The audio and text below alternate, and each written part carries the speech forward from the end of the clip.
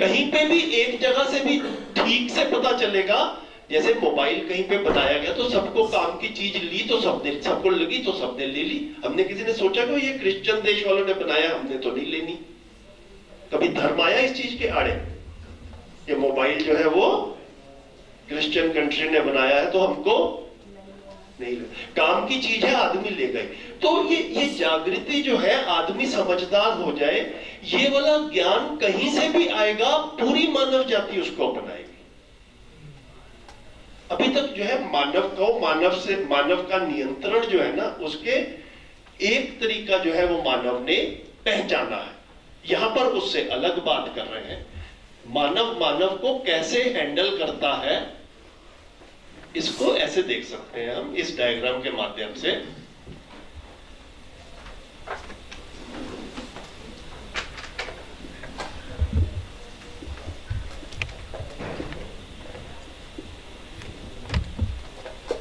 मानव की हैंडलिंग।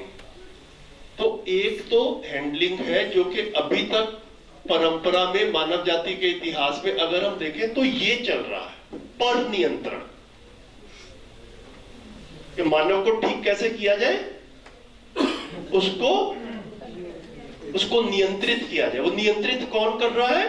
उसके ऊपर कोई बैठा है ना, वो ऊपर जो बैठा है वो, तो ये इससे अलग हो गया, तो ये पर नियंत्रण हो गया। तो ये पर नियंत्रण में 3 फॉर्मूले निकलते हैं: भय, प्रलोभन, आस्था। सरकारें इन 2 क्षेत्र पे काम करती हैं और धर्म जो है तीनों पे काम करता है। अच्छे काम करोगे तो स्वर्ग मिलेगा, ये क्या हो गया? बुरे काम करोगे तो पाप चढ़ेगा, नरक मिलेगा, ये क्या हो गया? और ये देगा कौन? भगवान, ईश्वर। अब है कि नहीं है ये साबित नहीं हो पाता, तो ये आस्था का विषय बन गया। अब हो क्या रहा है कि आदमी जब तर्क से सोचता है, और हम सब तर्क से भी सोचते ही हैं, तो ऐसा दिखता है कि यार गड़बड़ तो इतनी सारी हो रही है, और ना ईश्वर कुछ कर पा रहे हैं और ना सरकारें कुछ कर पा रही हैं। ये प्रश्न बनता है कि नहीं बनता? तो अभी तक मानव के पास में, पूरी हिस्ट्री में, पूरा मानव जाति का इतिहास देख ले तो मानव को नियंत्रण में कैसे लाएगा, उसका ये मानव ने अभी तक कोशिश की है, पर नियंत्रण। कि कोई दूसरा जो है वो आदमी को ठीक करेगा। अब यहां पर क्या कह रहे हैं? स्वनियंत्रण।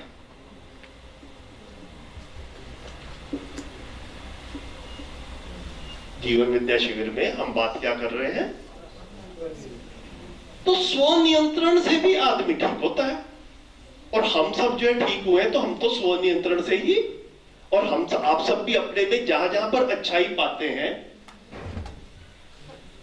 तो अपने में क्लियरली देख पाते हैं कि ये मैं स्वनियंत्रित हूं, मुझे जहां जहां समझ आ गई, उसके बाद में कोई मुझे देखे या ना देखे मैं गलत नहीं करता।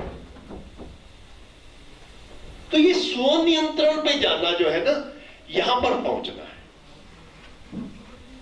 ये एक नई चीज है, और कम से कम हमारे लिए तो नई थी, आप अपने में देख सकते हैं।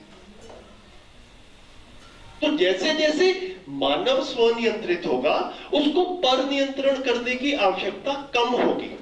अभी हम लोग क्या देख रहे हैं कि समय के साथ साथ नियंत्रण बढ़ रहे हैं, कंट्रोल्स, कानून सख्त हो रहे हैं। इसका लिए कि ये जितने भी कर लिए उससे मानव नियंत्रित नहीं हुआ, और इसको डराओ, और इसको सजा जो है वो।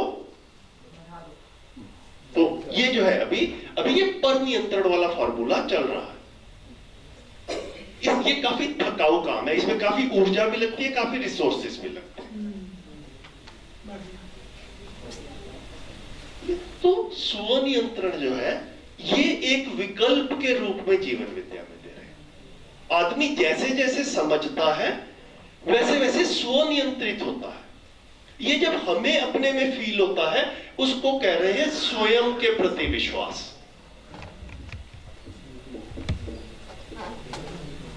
जो हमने कल कल जब हम जिंदा रहना और जीना की बात कर रहे थे, जिंदा रहना जीना का जो हमने चार्ट बनाया था, तो उसमें जीना के सबके ऊपर क्या, सबसे ऊपर क्या लिखा था? स्वयं के प्रति। देखो जरा उस चार्ट को, जिंदा रहना और जीना वाले में, जीना में सबसे ऊपर क्या लिखा था? स्वयं में विश्वास, स्वयं के प्रति विश्वास। अब ये स्वयं के प्रति विश्वास किसको कहा? कि मैंने अपने को पूरा समझा और मुझे विश्वास हुआ कि एक्चुअल में मानव का डिजाइन यही है और बाकी सब भी ऐसे ही है, उनको पता नहीं है। जैसे कि मैं शरीर और जीवन का संयुक्त रूप हूं, ये जैसे मेरी जानकारी में आया और मैंने इसके ऊपर एक्सप्लोरेशन किया, इसको अपने में शोध किया, निरीक्षण, परीक्षण, सर्वेक्षण से, तो ये पाया बार बार इसको टेस्ट करके कि हाँ भैया मैं मानव जो हूं, मैं शरीर और जीवन का संयुक्त रूप हूं। ये स्वयं के प्रति विश्वास बनता है। मैं जान गया, मैं जान गया। ये फिर संबंध के प्रति विश्वास के रूप में भी निकलता है कि भैया तुम भी ऐसे ही हो। अब तुम भी इसको जानोगे तो तुम्हारे साथ भी वही होगा, तुम भी वैसे ही स्वनियंत्रण वाले रास्ते पे, समझ के रास्ते पे चलोगे जैसा कि मैं चल रहा हूं। तो जो ये स्वयं के प्रति विश्वास है, यही संबंध के प्रति विश्वास के रूप में फिर मैनिफेस्ट होता है।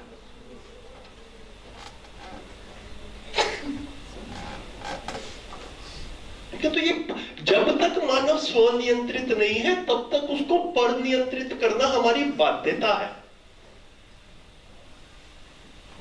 तो ये नहीं कह रहे कि अभी ये जो सिस्टम्स बने उनको छोड़ दिया जाए, अभी तो पर नियंत्रित करना ही पड़ेगा, तो टोटल अराजकता जो है वो फैल जाएगी। लेकिन अपने आप में सिर्फ इसी को ही माना जाएगा, इसी से ठीक हो जाएगा। तो यहां पर प्रस्ताव है कि इससे ठीक होने वाला नहीं है। आप बेशक 1000 साल और ट्राई कर लो, है ना, 2000 साल तो ट्राई कर चुके हो, और टाइम ले लो, इससे ठीक होने वाला नहीं। ये जो है यहाँ पर ऑब्जर्वेशन के रूप में ठीक किससे होगा? हाँ, जब तक मानव स्वनियंत्रित नहीं होगा। घर में भी यही होता है, घर में भी यही होता है। जब तक सब मेंबर्स स्वनियंत्रित नहीं होते, व्यवस्था नहीं बनती। ये अपने में अब ये जांच कर देखना है कि क्या सच्चाई है ये, और क्या ये करने योग्य काम है, क्या मेरे करने योग्य काम है। मैं बार बार आपसे कहता हूं, क्लासरूम में या डिपार्टमेंट में तो जब होगा सो होगा, अपने घर में इसकी जरूरत दिखती है कि नहीं? अपने घर में जरूरत दिखती है तो फिर क्लास के बच्चों की भी जरूरत ये बनती है, ऐसा समझ में आता है। ये जो स्वयं के प्रति विश्वास कह रहे हैं, जितना क्लोजली मैं अपने आप को देखता हूं, जितना क्लोजली मैं अपनी फैमिली को देखता हूं और उसको समझता हूं, उतना ही क्लियरली मैं सब लोगों को समझ पाता हूं। मैं यहाँ आने के बाद ही हुआ ये। 19 तारीख का मेरी बहू का जन्मदिन था। 19 तारीख का मेरी बहू का जन्मदिन था। तो 2 दिन पहले मेरे हस्बैंड को गांव जाना था। तो बच्चों ने सोचा कि क्यों ना यहीं पे, पापा तो जा ही रहे हैं गांव, तो यहीं पे घर पे ही जन्मदिन मनाया जाए, अपने दोस्तों को बुला के। तो उन्होंने पापा से पूछ लिया कि पापा आप जा रहे हो कि नहीं जा रहे हो, कि हम अपने फ्रेंड्स को बुला लेंगे, नहीं तो उनको मना कर देंगे। अब हस्बैंड को तो गुस्सा आ गया, उन्होंने मेरे को फोन किया और कह रहे कि ऐसे ऐसे बोले बच्चे। अब अगर मेरे पास शब्दावली बहुत थी, अगर मुझे भड़काना होता तो कि ऐसे कैसे बोल दिया, कि आगे भी जन्मदिन आएंगे भी, ऐसे तो गलत है। पर मैंने उनको कहा कि बच्चे हैं, वो आपसे भी शर्माते हैं और मेरे से भी शर्माते हैं। जब भी वो फ्रेंड्स आते हैं मुझसे काफी शर्माते हैं, उनकी बहुएं भी आएंगी, मतलब उनकी पत्नियां भी आएंगी, तो ये तो गलत नहीं कहा, क्या हो गया, आपको जाना तो था। और वैसे भी कह देते तो भी चले जाते आप। तो मेरा कहने का मतलब यह है कि मैं वहां पर भड़का सकती और घर में कलह बढ़ जाता, उससे घटता नहीं।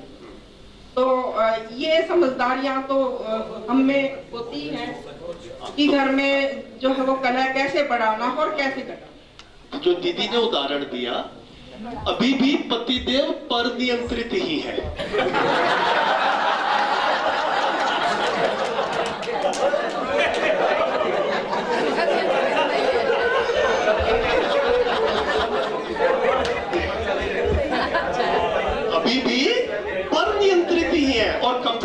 50 से ऊपर तो ऑलरेडी होंगे, ऐसा मैं अनुमान लगा रहा हूं। तो स्वनियंत्रित हो जाए 25 साल तक, ये करना है। 25 साल की उम्र तक स्वनियंत्रित हो जाए, समझ हो जाए, ताकि फिर उसको बाहर से गाइडेंस की जरूरत ना पड़े। देखो, कई तरह की दुर्घटनाएं हो सकती हैं घरों में। कई बार ऐसा भी हो सकता है कि दोनों में से कोई एक जल्दी चला गया, दोनों में से कोई एक जो है वो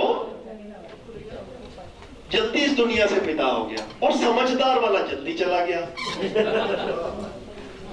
ऐसा तो हो ही सकता है। तो दोनों में से एक के समझदार होना भी पर्याप्त नहीं है, क्योंकि दोनों में से कोई एक जब चला जाएगा तो फिर दूसरा जो है वो बाकी सबके साथ में क्या करेगा? क्योंकि अब वो तो समझाने आएगा नहीं जो चला गया।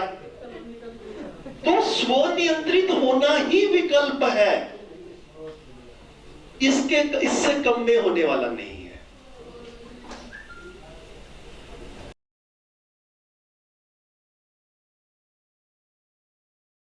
तो जब मानव समाज में जीने जाएगा तो 3 पॉइंट्स जो है ना वो देखकर पता चलेगा कि इसको मूल्य समझ में आए हैं कि नहीं आए।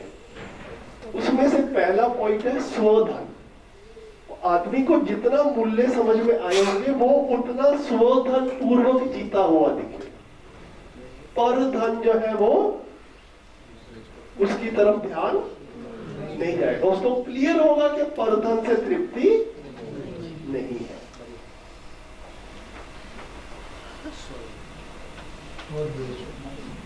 तो ये बोला कि ये सार्वभौम है। आप अमेरिका में चले जाओगे, यूरोप में चले जाओगे, इंडिया में रहोगे, जहां भी रहोगे, ये सार्वभौम मूल्य, सार्वभौम मानवीय आचरण का ये वाला एक पार्ट रहेगा। चाहना के रूप में रहेगा। आदमी जी पाए या ना जी पाए वो अलग बात है, लेकिन जैसे ही ध्यान जाता है कि चाहना यूनिवर्सल है, तो जब मैं सामाजिक स्तर पर जी रहा हूं तो सामने भी कोई बैठा ही है, तो ये क्लियर ही हो जाता है कि इसकी भी ये चाहना है कि मैं स्वधन पूर्वक जीऊं और उसका भी स्वधन सुरक्षित रहे। तो ये जैसे ही समझ में आता है मुझे भ्रष्टाचार नहीं करना है, इसका संकल्प बनता है।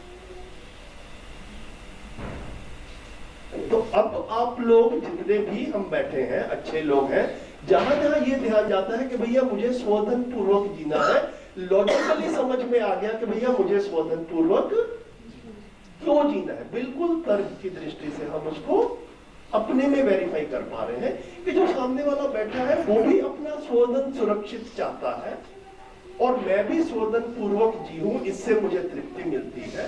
तो जीने में स्वधन पूर्वक ही जीना बनता है। परधन जो है वो अतृप्तिदायक लगना शुरू करता है। 4.5 क्रिया में परधन भी खुलने से आता रहे तो आता रहे। संवेदनहीनता के मामले में तो परधन के लिए छीना झपटी भी है ना, जो करना पड़ेगा।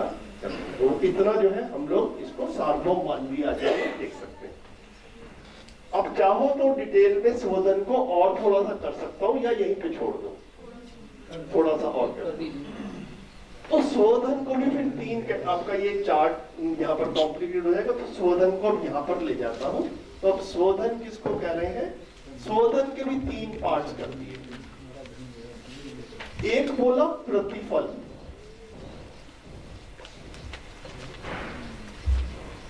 एक बोला पारितोष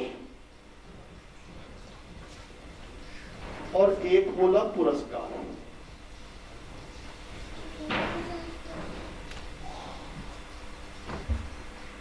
इससे मिला हुआ धन स्वधन है, इसके अलावा जो कुछ भी है वो स्वधन नहीं है। तो जो हम बात करते हैं कि सही को पहचानना, हमने बात भी की थी, अभी तक परंपरा में मोस्टली गलत को पहचाना गया कि गलत काम मत करो, ये गलत है। यहाँ कह रहे हैं कि सही क्या है उसको पहचान रहे हैं, जो सही नहीं है वो अपने आप देख लो कि आपको कैसा लगता है। तो सही क्या है? एक तो है प्रतिफल। प्रतिफल मतलब मैं कुछ कर्म करता हूं और व्यवस्था के अंतर्गत उसका कुछ फल जो है वो सबको स्वीकार है, मुझे भी स्वीकार है और बाकी सबको भी स्वीकार है। वो फल स्वरूप मुझे धन मिलता है, वो मेरा शोधन है ना। मैं खेती करता हूँ तो खेती करके मुझे कुछ मिलता है, तो मेहनत की और आपने अपने ही बगीचे में कुछ लगाया, आपने मेहनत की और उस लगाने से जो मिला वो आपने किचन में यूज कर लिया, वो आपका शोधन हुआ। वो आपका प्रतिफल के रूप में शोधन हुआ। प्रतिफल में भी दो चीजें आ जाती हैं, 2-3 चीजें आ जाती हैं। एक आ जाता है उत्पादन, एक आ जाता है मेंटेनेंस, और एक आ जाता है समय नियोजन।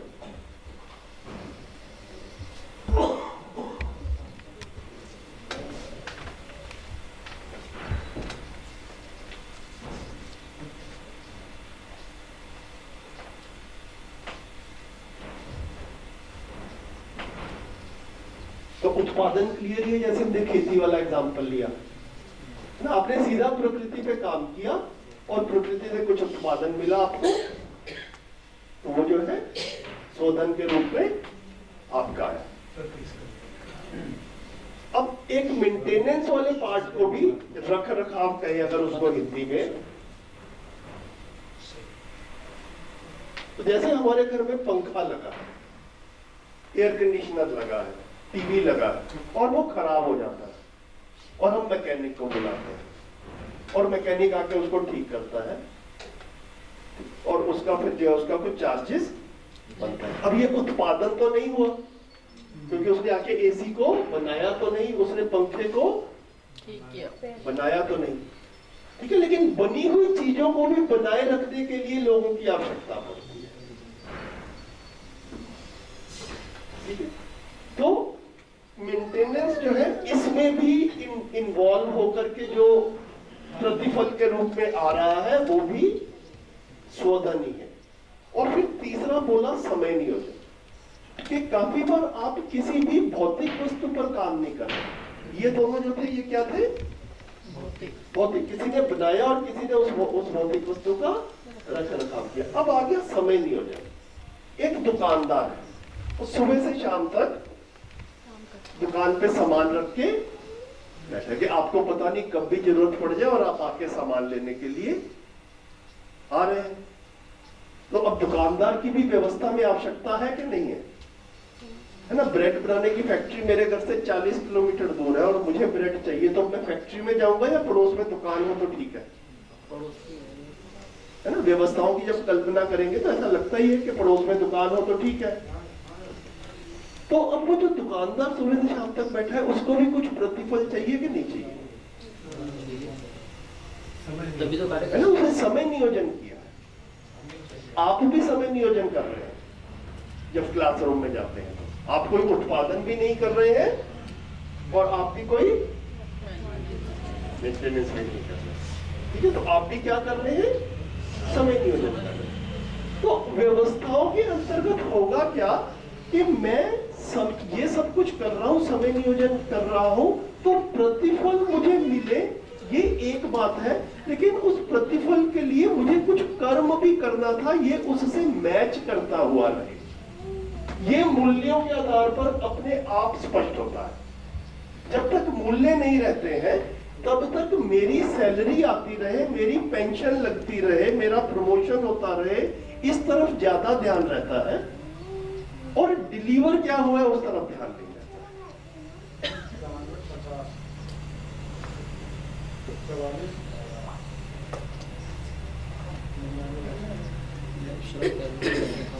सर उत्पादन में सिर्फ भौतिक संसाधनों का उत्पादन है, और भी कुछ कल्पना में आता हो तो तर्कपूर्वक देखें, आप ऐड कर। आप बताओ कुछ और भी उत्पादन हो जो भौतिक संसाधन ना हो, इसमें लिखना हो तो लिख दें। नहीं सर आगे चलिए सर, समय ज्यादा है। तो अभी क्या हुआ, समय नियोजन में परेशानी क्या रह रही है कि कुछ डिलीवर करना था और कुछ प्रतिफल मिलना था। आदमी जितना मानवीय आचरण के साथ में रहता है और डिलीवर क्या करना था इस तरफ भी ध्यान रखता है और अपना प्रतिफल तो आए। अमानवीयता में प्रतिफल पर ज्यादा ध्यान रहता है, डिलीवर क्या करना है वो गौण हो जाता है अमानवीयता में। मेरे 16 साल हो गए, काश 20 साल हो जाए, किसी तरह ये 4 साल निकाल लो, एक बार पेंशन लग जाए। अभी क्या हो गया, अब मानसिकता में क्या आ गया कि डिलीवर क्या करना है यार, वो तो कोई बात नहीं, अपना जो है वो, मेरे फादर ना एक कहानी सुनाते हैं, वैसे छोटा सा जोक के रूप में, लेकिन मेरे को बड़ा प्रिसाइज लगता है, तो इसलिए जो है मैं जब मौका मिलता है उसको शेयर भी कर देता हूँ जोक के रूप में। 2 मिनट लगेंगे। तो कहते कि एक बार कहीं पे कोई जा रहा था, तो उसने देखा कि गार्डन में 3 लोग काम कर रहे हैं। तो कर क्या रहे हैं कि पहला आदमी, उसके हाथ में खुरपी है, तो झुकता है और गड्ढा खोदता है, फिर 2-4 फुट आगे बढ़ जाता है और फिर गड्ढा खोदता है, फिर 2-4 फुट आगे बढ़ जाता है और गड्ढा खोदता है। उसके पीछे पीछे दूसरा आदमी आ रहा है, वो उस मिट्टी को गड्ढे में वापस डाल रहा है, फिर इस मिट्टी को गड्ढे में वापस डाल रहा है, फिर उसके पीछे पीछे तीसरा आदमी आ रहा है, उसके पास में वो पानी देने वाला बर्तन है, तो मिट्टी को अच्छे से सेट करता है और उसको पानी दे देता है। देखने वाले को कंफ्यूजन हुआ, तो उनसे जाके पूछा कि भैया आप लोग कर क्या रहे हो? तो कहते हैं हम बड़े बिजी हैं, हमें डिस्टर्ब मत करो, हमें बहुत काम मिला हुआ है। तो अब देखने वाले ने सोचा कि भाई ठीक है बिजी है, लेकिन अब रहा भी नहीं जाता, मतलब ये ना एक बड़ा डिस्टर्ब कर रहा है कि भैया कर क्या रहे हो? तो कहते हम पौधे लगा रहे हैं। अब देखने वाले ने फिर से कहा कि भैया पौधे लगा रहे हो, लेकिन दिख तो नहीं रहा कि पौधे लग रहे हो। तो कहता है कि देखो जी हमारी ना 4 आदमी की टीम,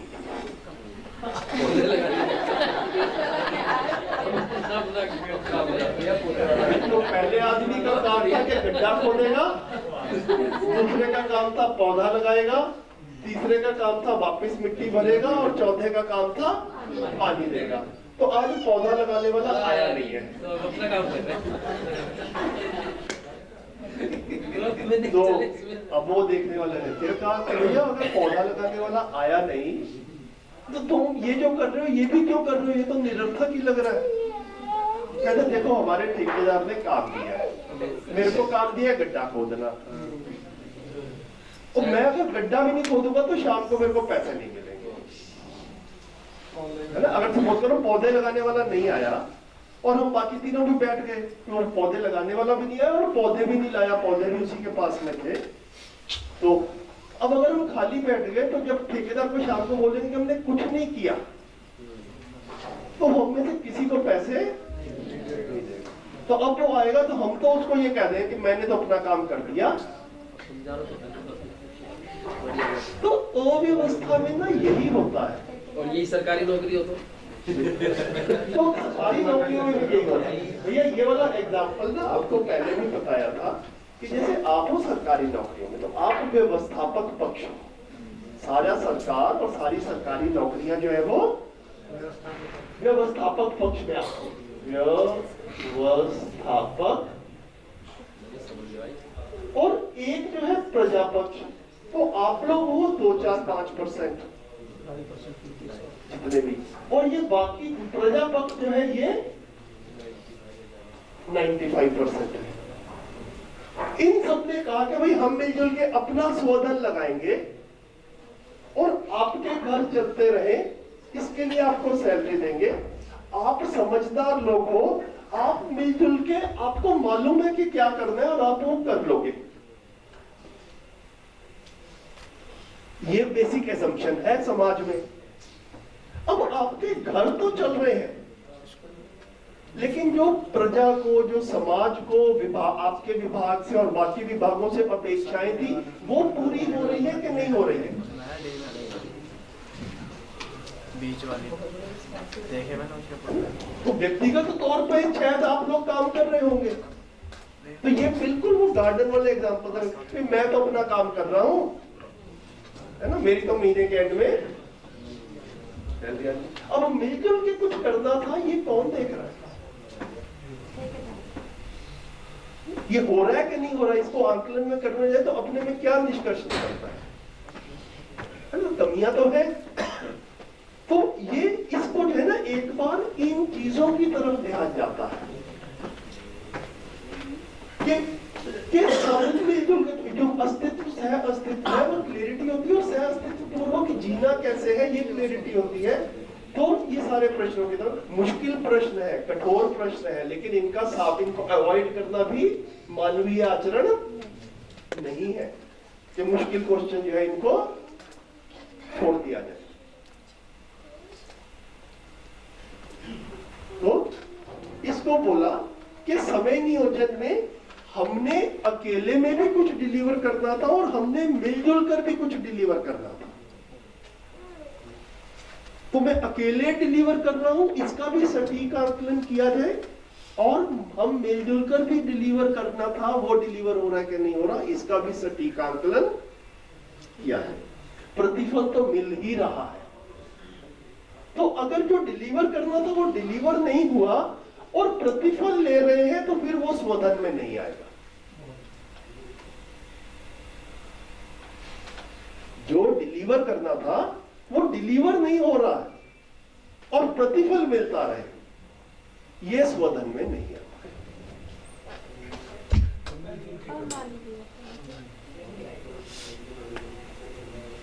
ठीक लग रही है इतनी बात? ध्यान जाए मतलब इन चीजों की तरफ। तो ये मानवीय आचरण हमको लगता है कि भाई हाँ मतलब कोई बढ़िया चीज है, उसको किस बारीकी तक जाकर के हम शोधन के क्षेत्र में देख रहे हैं। तो जब मानवीय व्यवस्था बनेगी तो मानव स्वनियंत्रित रहेगा, अभी पर नियंत्रित है। तो स्वनियंत्रित में अपने डिलीवरी की तरफ भी ध्यान रहेगा। अभी जो मैंने डिलीवर किया या नहीं किया इसका आकलन भी दूसरा करता है, और फिर वो दूसरा करता है तो उनको लगता है कि उसको भी सेटिस्फाई करना है। तो अव्यवस्थाओं में ये सीमाएं हैं, कुछ प्रश्न है, वो अपनी जगह के ऊपर हमारी ये क्लैरिटी रहे, कम से कम अपने व्यक्तिगत तौर पे शुरुआत करो। फिर जैसे जैसे हमें क्लैरिटी बनती है, हमारे साथियों को क्लैरिटी बनती है, हम मिलजुल कर भी विचार करते हैं कि भैया इन चीजों को ठीक कैसे करें। तो इसको जो है मिलके कहा इन तीनों को प्रतिफल। अब पारितोष जो है ये क्या है कि हमें परिवार से भी, पारिवारिक संबंधों से भी, या परिवार के बाहर विभिन्न संबंधों से भी न्याय की दृष्टि से वस्तुओं का आदान प्रदान, इसको कह रहे हैं पारितोष। अपने संबंधों में न्याय की दृष्टि से वस्तुओं का आदान प्रदान।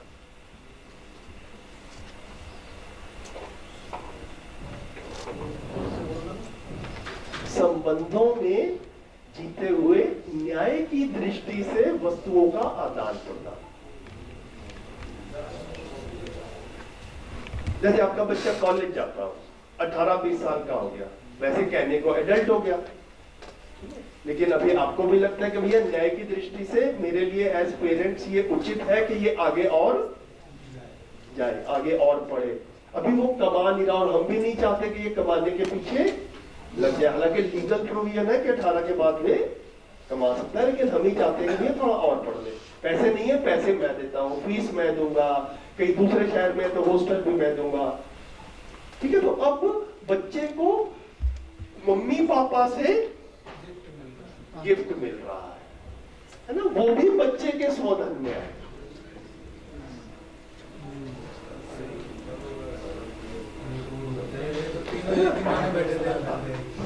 तो उसने अब ये प्रतिफल नहीं है क्योंकि वो इन तीनों में नहीं आ रहा है, लेकिन ये भी बच्चे का स्वधन है, इसमें कोई परेशानी नहीं। व्यवस्था की दृष्टि से बिल्कुल इसको कह रहे हैं कि समझ में आया तो इसको स्वधन। और फिर कई बार ऐसा होता है कि आप समाज में भी कुछ बहुत बढ़िया करते हो और समाज भी मिलकर आपको कुछ पुरस्कार देता है। आपको पद्मश्री मिला तो आपको कुछ लाख रुपए मिल गए, आपने कुछ बहुत अच्छा किया, आपको नोबेल प्राइज मिल गया तो आपको कुछ पैसे, वो भी आपके शोधन में आता है।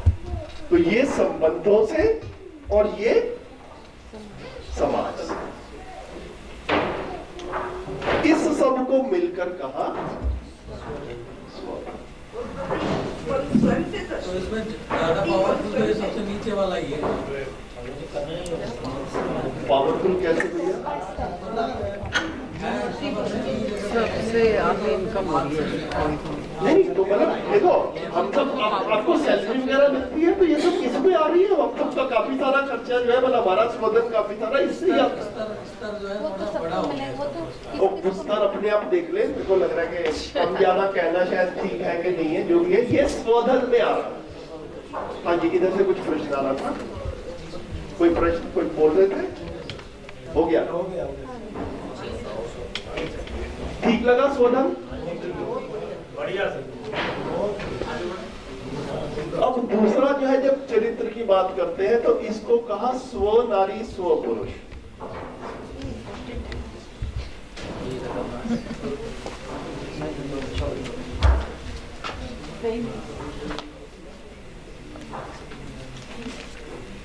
तो स्त्री पुरुष संबंधों में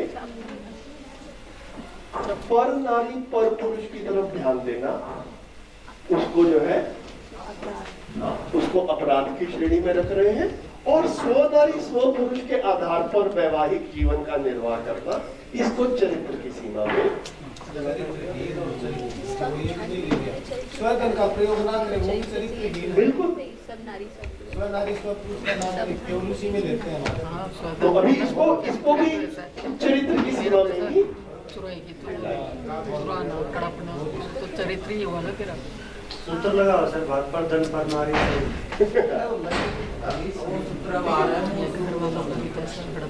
तो अभी जब तक समझ नहीं आती है ज्यादा और मानव शरीर के माध्यम से सुखी होने की कोशिश करता है, तो काफी बार यहाँ पर भी गलतियां हो रही हैं। तो इधर जो है वो काफी गलतियां हो रही हैं। तो आदमी का ध्यान जाएगा तो चीजें ठीक होंगी, नहीं तो अगर आदमी भोगने से ही सुख की तलाश में रहेगा तो यहाँ पर इन सारी चीजों का ही हनन जो है वो होगा।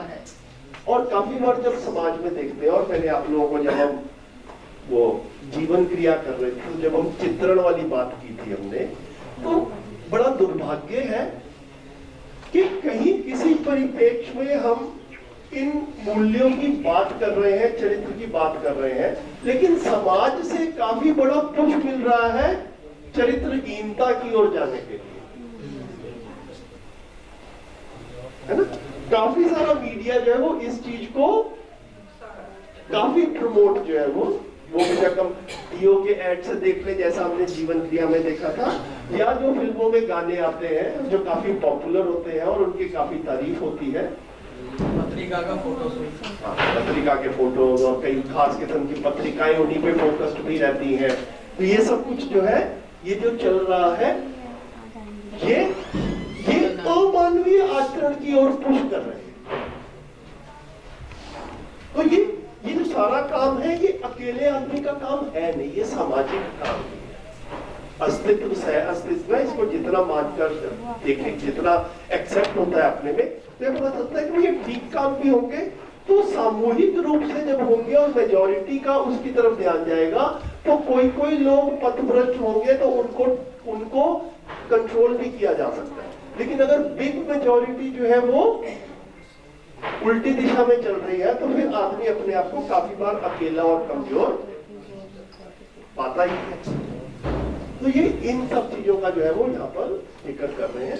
तो ये शोधन हो गया, ये हो गया सोनारी माइग्रेट, जिन कम्युनिटीज में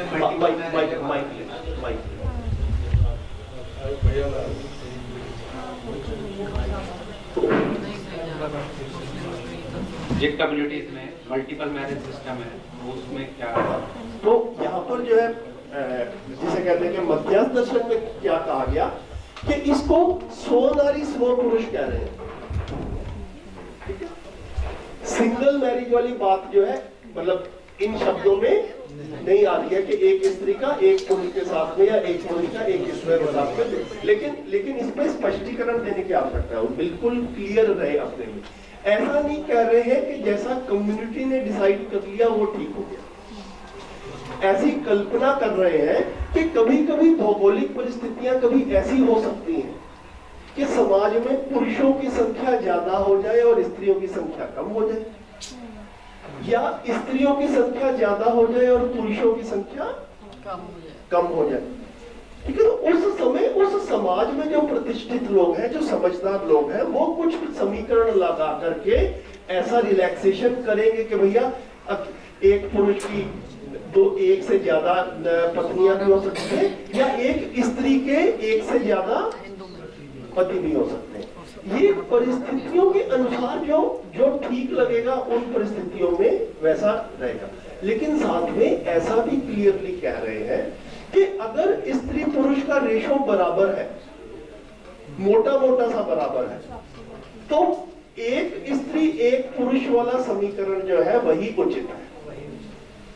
क्योंकि अदरवाइज क्या होगा कि स्त्री पुरुष का अनुपात बराबर है और एक स्त्री के कई पति होंगे तो कई पुरुषों के लिए स्त्री नहीं बचेगी, या इसका उल्टा भी होगा, है ना। स्त्री पुरुष का अनुपात बराबर है और एक पुरुष के पास में 2 स्त्रियां होंगी, है ना, तो किन्हीं और स्त्रियों के पास में पुरुष नहीं होगा। तो स्त्री पुरुष अनुपात बराबर होने की स्थिति में एक स्त्री एक पुरुष वाला ही समीकरण जो है वो उचित है।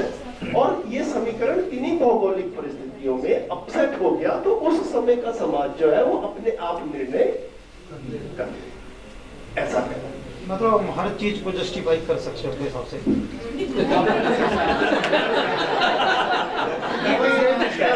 आप बताओ कैसे? ये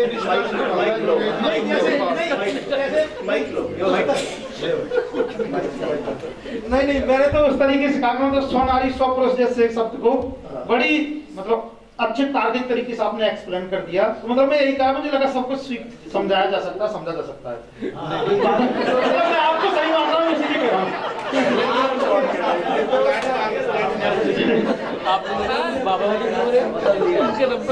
नहीं, सिर्फ इतना ही है कि मतलब सिर्फ यही मेरा सूत्र है, यदि स्वनारी स्वपुरुष को इतने तार्किक तरीके से सबने समझा दिया, मतलब दुनिया की हर चीज को समझाया जा सकता है, प्रमाण है।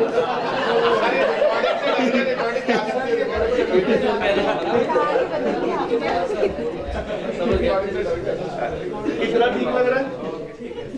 कितना ठीक लग रहा है? इतनी बात है। अब इसका तीसरा बोला, दयापूर्ण कार्य व्यवहार।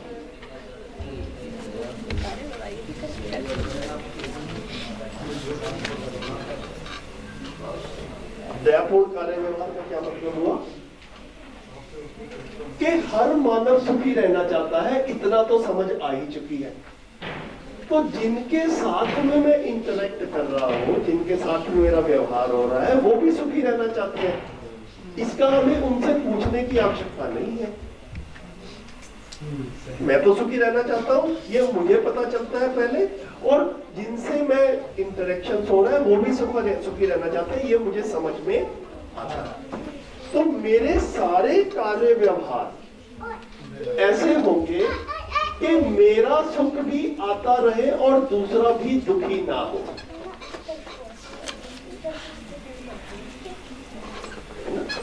हमारे सारे कार्य व्यवहार जो है उनमें एक मूल दृष्टि क्या रहेगी कि मैं भी सुखी रहूं और दूसरा भी सुखी ना हो। मैं सुखी हूं, सुखी रहूं और दूसरा भी दुखी, मेरे सुखी होने के प्रयास में दूसरा दुखी, इसको कह रहे हैं दयापूर्ण कार्य व्यवहार। तो कार्य व्यवहार में क्या हो गया? कार्य में मतलब हम शेष प्रकृति के साथ में जो कर रहे हैं वो कार्य हो गया। अभी हम लोगों का काफी कुछ चल रहा है, वही चल रहा है कि हमारी फ्यूचर जनरेशन आने वाली दुखी होने वाली है, और हमारी करंट मानव जाति को, करंट पीढ़ी को मतलब उस तरफ सामूहिक रूप से ध्यान नहीं है। रिजल्ट सामूहिक आएंगे, रिजल्ट सामूहिक है ना। तो अभी मानव जाति का सामूहिक रूप से क्या निष्कर्ष है कि हम सुखी हो जाए, आने वाले अपने आप देख लेंगे।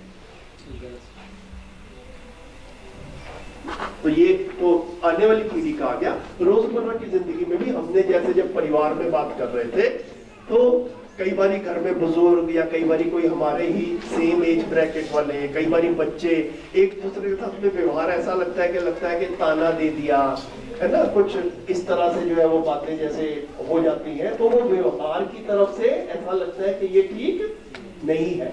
तो उनके उस व्यवहार से, दूसरी पार्टी के उस व्यवहार से हम दुखी होते हैं। वो सुखी होना चाह रहे थे, दूसरे को दुखी कर रहे हैं, तो ये दयापूर्ण कार्य व्यवहार की दृष्टि से इसके अंतर्गत फिर नहीं आया। ये जो है कंप्रोमाइज हो गया। तो ऐसा हम जो है, ये सिर्फ परिवार की सीमा में नहीं, ये परिवार के बाहर भी ऐसा हो सकता है। आदमी का व्यवहार करते टाइम जो है वो ध्यान ना जाए कि मेरे व्यवहार से दूसरे पे क्या फर्क पड़ रहा है। जो सेल्फिश मोटो के साथ में या सेल्फिश टारगेट के साथ में काम किए जा रहे हैं, उसके लिए भी सरकार को कानून बनाने पड़ते हैं। जैसे सरकार ने पिछले हमारे जन्म के बाद ही हमारे देखते देखते कई कानून बने तो भैया आपके घर में कोई पार्टी है तो आप लाउड स्पीकर इतनी जोर से नहीं चलाओगे और इतने समय के बाद तक नहीं चलाओगे। अब ये कानून बनाने की क्यों जरूरत पड़ी? क्योंकि लोग सारी रात चलाते थे, लोग चला रहे थे रात भर और जोर जोर से चला रहे थे। तो जो चला रहा था वो सुखी हो रहा था कि दुखी हो रहा था? सुखी हो रहा था। और जो पड़ोस वाले थे वो दुखी हो रहे वो थे। दुखी। कि हमें क्यों नहीं बुलाया? और जो चलाने वाले को पता नहीं चल रहा था। तो अगर मानवीय आचरण होगा तो सरकार कानून बनाए या ना बनाए, आदमी अपने आप ही उस व्यवहार के साथ में रहता है। और जब काफी सारे लोगों को समझ में नहीं आती है तो सरकार को कानून बनाने पड़ते हैं। जो स्वनियंत्रित नहीं होगा उसे परनियंत्रित करना एक बाध्यता है। तो समझदारी की दिशा में परिवार बढ़ रहा है या समाज बढ़ रहा है, उसका बड़ा क्लियर इंडिकेटर है कि समय के साथ साथ हमें कानून ज्यादा बनाने पड़ रहे हैं या समय के साथ साथ कानून बनाने की आवश्यकता कम हो रही है। एक तरह से इंडिकेटर है ये, बड़ा अच्छा इंडिकेटर है भैया। और देखने में यारा कानून ज्यादा बन रहा है, ज्यादा बने और ज्यादा सख्ती के साथ बन सख्ती रहे के साथ हैं। बन भय और प्रलोभन और तो इन चीजों की तरफ ध्यान जाए रहा है। तो अपने में क्लियर हो। तो इसको बोला